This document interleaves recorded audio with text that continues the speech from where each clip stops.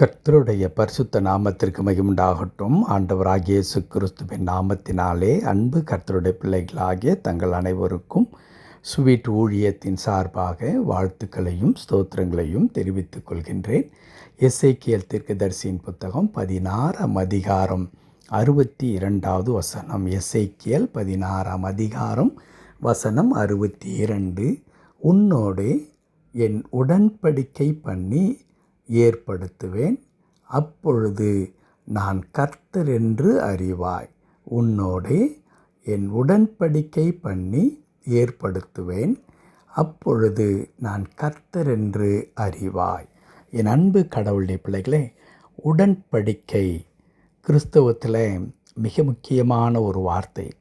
Abraham துவங்கி ஒவ்வொரு பரிசுத்தவானுடைய வாழ்க்கையிலும் இந்த உடன்படிக்கை என்கிறதான வார்த்தை பயன்படுத்தப்பட்டு கொண்டே வருகிறதை பார்க்கிறோம்.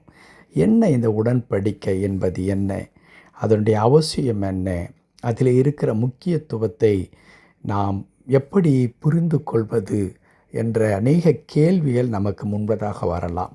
என் அன்பு கடவுளுடைய பிள்ளைகளே, இந்த உடன்படிக்கை என்பது வேறொன்றுமல்ல. ஆங்கிலத்திலே நாம் அக்ரிமெண்ட், ஒருவேளை கவனன்ட் என்ற ஒரு சரியான வார்த்தையே இருந்தால் கூட நாம் எளிமையாக புரிந்து கொள்வதற்கு இன்றைக்கு அக்ரிமெண்ட் என்கிறதான ஒரு வார்த்தை பயன்படுத்தப்படுகிறது. ஒப்பந்தம் செய்து கொள்ளுகின்றோம். ஒரு வீட்டை நாம் வாடகை எடுக்கும் பொழுது அந்த வீட்டினுடைய முதலாளி அவர்களிடத்தில் நான் ஒப்பந்தம் செய்து கொண்டு உங்களுடைய வீட்டில் நான் குடியிருப்பதற்காக உங்களுடைய வீட்டை நான் எடுத்துக்கொள்கிறேன், அதற்கு மாதந்தோறும் இவ்வளவு பணத்தை நான் கொடுக்கின்றேன், வாடகை கொடுக்கிறேன் என்று சொல்லி, இப்படி ஒவ்வொரு காரியமும் நம்முடைய வாழ்க்கை ஒவ்வொன்றும் ஒப்பந்தத்தின் அடிப்படையில் நடந்து கொண்டிருக்கிறது. கணவனுக்கும் மனைவிக்கும் இடையில் ஒப்பந்தம், பெற்றோருக்கு பிள்ளைகளுக்கு இடையில் ஒப்பந்தம் இருக்கிறது. நாம் பணியாற்றுகிற இடத்துல நம்முடைய முதலாளிக்கும் நமக்கும் ஒப்பந்தம் இருக்கிறது. இப்படி இந்த ஒப்பந்தங்கள் இல்லாமல் வாழ்க்கை நகர்வது இல்லவே இல்லை. ஆனால் கிறிஸ்தவத்தில் இப்பொழுது வாசித்தோமே, இதில் இருக்கிற ஒரு சிறப்பு என்னவென்றால், நாம் பண்ணி கொள்ளுகிற ஒப்பந்தம் அல்ல, கடவுள் நம்மிடத்தில் வந்து ஒப்பந்தம் செய்து கொள்ளுகிறார். கடவுள் நம்மோடு கூட வந்து நம்மை பங்காளராக அவர் சேர்த்து கொள்ள விரும்புகிறார். கடவுள் நம்மிடத்தில் வந்து, நீ என்னோடு கூட வந்து சேர்ந்து கொள், நான் என்ன செய்வேன், உன்னை கொண்டு நான் பெரிய காரியங்களை செய்வது மாத்திரமல்ல, உனக்குள்ளாக நான் பெரிய காரியங்களை செய்வேன் என்று சொல்லி ஆண்டவர் ஒப்பந்தத்தை ஏற்படுத்தி கொள்கிறார். அதை தான் நாம் உடன்படிக்கை என்று நாம் படிக்கின்றோம். அன்பு கடவுளுடைய பிள்ளைகளே, இங்கே கர்த்தருடைய வார்த்தை என்ன சொல்கிறது, உன்னோடே என் உடன்படிக்கையை நான் ஏற்படுத்துவேன், உன்னோடு கூட என் உடன்படிக்கையை நான் ஏற்படுத்துவேன், அப்பொழுது நான் கர்த்தர் என்பதை நீ அறிந்து கொள்வாய்.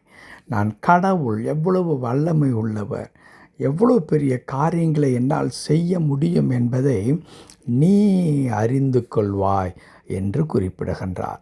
அப்படியானால் அன்பு கடவுளுடைய பிள்ளைகளை, ஒப்பந்தம் செய்து கொள்ளுகின்ற, கடவுளோடு உடன்படிக்கை செய்து கொள்ளுகிறதான ஒவ்வொரு தனி மனிதனுடைய வாழ்க்கையிலும் கடவுள் தான் யார், எவ்வளவு வல்லமை உள்ளவர் என்பதை ஆண்டவர் வெளிப்படுத்தி அவருடைய வாழ்க்கை முழுவதையும் ஆசீர்வாதமான ஒரு வாழ்க்கையாக, மகிமை நிறைந்த ஒரு வாழ்க்கையாக, அற்புதங்கள் நிறைந்த ஒரு வாழ்க்கையாக மாற்றுகின்ற கடவுளாக இருக்கிறார்.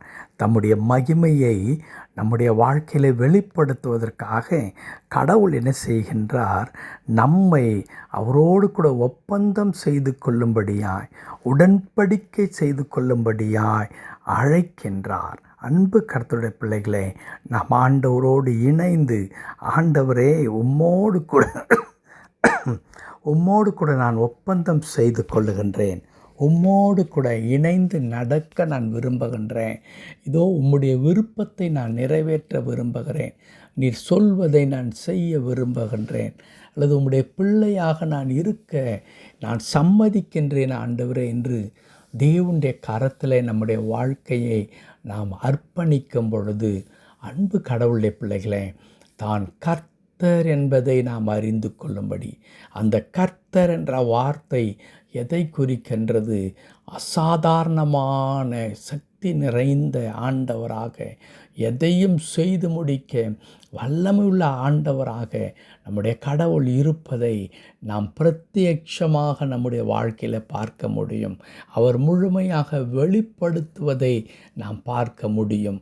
இஸ்ரவேல் மக்களுடைய வாழ்க்கையில் அல்லது கடவுளோடு கூட யாரெல்லாம் அந்த ஒப்பந்தத்திற்கு உடன்பட்டு கடவுளை பின்பற்றினார்களோ அவர்கள் வாழ்க்கையிலெல்லாம் ஆண்டவர் தம்முடைய வல்லமையை, மகிமையை வெளிப்படுத்தி கொண்டே வந்தார் என்று சொல்லி நாம் பார்க்க முடியும். இன்றைக்கும் அன்பு கடவுளுடைய பிள்ளைகளை, நாம் கடவுளோடு கூட ஒப்பந்தம் ஏற்படுத்தி கொண்டு அவரோடு கூட நடக்க, அவருடைய பிள்ளையாய் வாழ நாம் தீர்மானிப்போமானால், அவருடைய திட்டத்தில் நாம் பங்காளர்களாக இருந்து கடவுளுடைய இருதயத்தின் விருப்பத்தை நாம் நிறைவேற்றுவதற்கு இசைவு தெரிவிக்கிறவர்களாக நாம் இருப்போமானால், நம்முடைய வாழ்க்கையில் தம்முடைய வல்லமையை வெளிப்படுத்துவதற்கு, தம்முடைய அசாதாரணமான அந்த சக்தியை, அந்த மகிமையான காரியங்களை கடவுள் நம்முடைய வாழ்க்கையில் வெளிப்படுத்துவதற்கு அவர் போதுமானவராக இருக்கிறார். ஒருவேளை ஆகையினால்தான் சொன்னார், லாசருவின் கல்லறையின் அருகில் நீங்கள் என்னை விசுவாசித்தால் தேவனுடைய மகிமையை காண்பீர்கள் என்று சொல்லி. ஆம் அன்பு கடவுளுடைய பிள்ளைகளே, அதை விசுவாசிப்பது கூட ஒரு விதமான உடன்படிக்கை தான். ஆண்டவரே, நீர் என் இரட்சகர் என்பதை நான் விசுவாசிக்கிறேன், நீர் என்னுடைய ஆண்டவர் என்பதை நான் விசுவாசிக்கிறேன், உம்மை என் வாழ்க்கையில் நான் ஏற்றுக்கொள்ளுகிறேன். ஆம், அப்பொழுது என்ன நடக்குமாம்?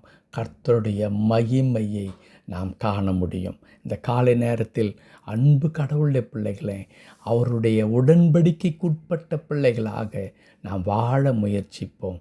கடவுள் தம்முடைய வல்லமையை நம்முடைய வாழ்க்கையிலே தொடர்ந்து வெளிப்படுத்துவார். கர்த்தர் தாமே அப்படிப்பட்டதான உடன்படிக்கைக்குள்ளாக நம்மை இணைத்து கொண்டு ஒவ்வொரு நாளும் தம்முடைய மகிமையினாலும் வல்லமையினாலும் இடைகட்டி காத்து வழி நடத்துவாராக. ஆமேன், ஆமேன்.